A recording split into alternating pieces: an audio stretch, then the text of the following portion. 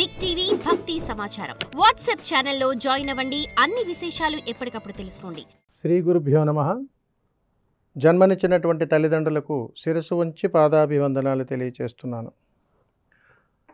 ప్రస్తుత సమాజంలో ప్రతి కుటుంబంలోనూ కూడా అనేక రకాలైనటువంటి సమస్యలతో సతమతమైపోతున్నటువంటి తరుణంలో ఏ సమస్యకు పరిష్కారం దొరకక చక్కటి అద్భుతమైనటువంటి జీవితాన్ని చిన్నాభిన్నం చేసుకుంటూ అద్భుతమైనటువంటి ఆనందకరమైనటువంటి జీవితాన్ని పాడు చేసుకుంటూ ఉంటాము.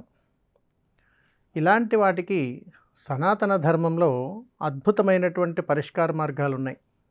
మరి అలాంటి వాటిని మనం తెలుసుకొని చక్కటి జీవితాన్ని అద్భుతమైనటువంటి ఆనంద గడియల్లోకి మార్చుకొని ఈ ప్రకృతి ధర్మాన్ని మన యొక్క సమస్యలకు పరిష్కార మార్గాలుగా మార్చుకుంటూ ప్రతి సమస్యకు పరిష్కారం ఉందని గ్రహించి ఆ యొక్క పరిష్కారముతో ఎలాంటి సమస్యకైనా కానీ పరిష్కార మార్గం మనకు ఖచ్చితంగా దొరుకుతుంది అని మన సనాతన ధర్మ గ్రంథాలే చెబుతున్నాయి.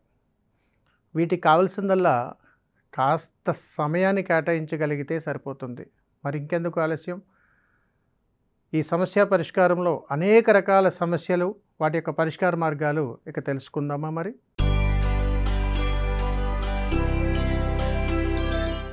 ఈ మధ్యకాలంలో గురుగారు కొత్త ఇల్లు కొనుక్కుంటున్నాం, వాస్తు చూసేటువంటి విధానం కానీ పరీక్షించేటువంటి విధానాలు కానీ ఏమైనా ఉన్నాయా అని అడుగుతుంటారు.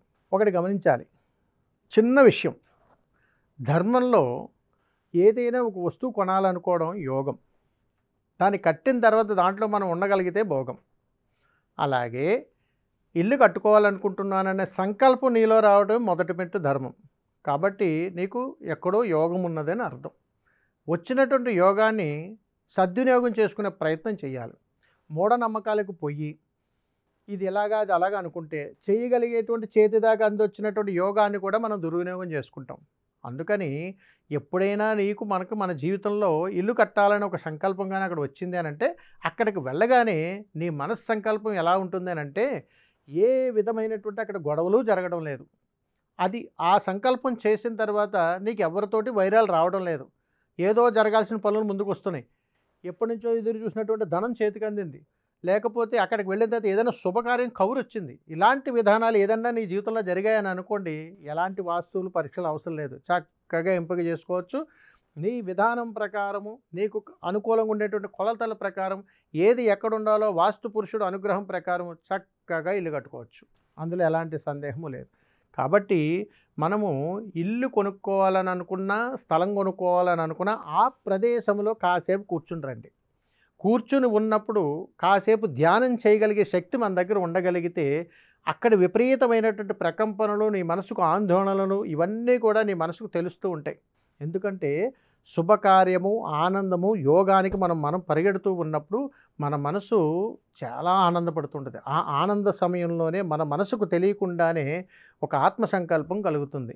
ఇదేంటి ఇక్కడికి వెళ్ళగానే మనసంతా అదోలా ఉంది, ఇక్కడికి వెళ్ళగానే చాలా బాగుంది అని మన మనసుకు చెబుతూ ఉంటుంది. ఇదంతా ఎవరు చెబుతారు? ప్రకృతి చెబుతుంది.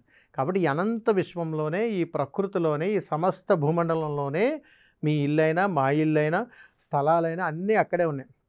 వెళ్ళే స్థలాన్ని బట్టి, అక్కడ కూర్చునే విధానాన్ని బట్టి, మనం పీల్చేటువంటి గాలిని బట్టి అక్కడ ఉన్నటువంటి వైబ్రేషన్స్ మన దేహానికి తెలుస్తాయి. కాబట్టి ఎక్కడైతే నీకు ఆనందకరమైనటువంటి ప్రయాణం నీకు అనిపిస్తుందో ఆ స్థలం కానీ ఆ ఇల్లు కానీ తప్పనిసరిగా తీసుకోవచ్చు. అందులో ఎలాంటి సందేహము లేదు. సర్వే జనా సుఖినో భవంతు. శుభం. నమస్కారం.